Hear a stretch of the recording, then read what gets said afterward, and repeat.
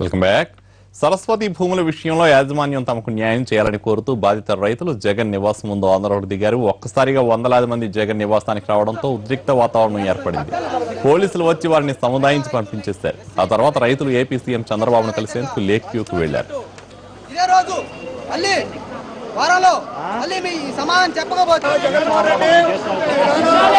రైతు రాజ్యం అని చెప్పుకుంటారు.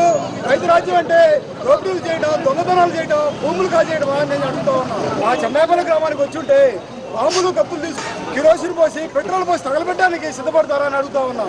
మీకు దమ్ముంటే, ధైర్యం ఉంటే గ్రామం శాఖతో మా శాఖతో తేల్చుకుంటాం. దమ్ము ధైర్యం ఉంటే ఈసారి గ్రామంలోకి ధైర్యంగా రండి అని చెప్పేసి సవాలు చెప్తున్నాం. 3 గంటల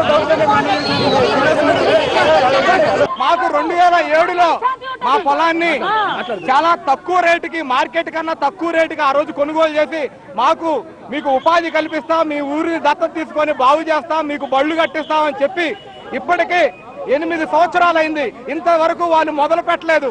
2011లో అప్పటి మా కలెక్టర్ సీతారామాంజనేయులు గారు మీరు ఈ సంవత్సరం కట్టకపోతే సాగు చేసుకోండి అని ఆ రోజు చెప్పి ఉన్నారు. అంటే 2012లోనే మేము సాగు చేయాలి మా లెక్కలో. కానీ మేము అప్పటికి 2014 వరకు ఆగి మాకు ఉపాధి లేక మేము ఈ సంవత్సరం భూమి సాగు చేయడం అయినది. జగన్మోహన్ రెడ్డి గారు దానికి సమాధానం చెప్పాలని మేము హైదరాబాద్కు వచ్చి ఉన్నాము ఈరోజు.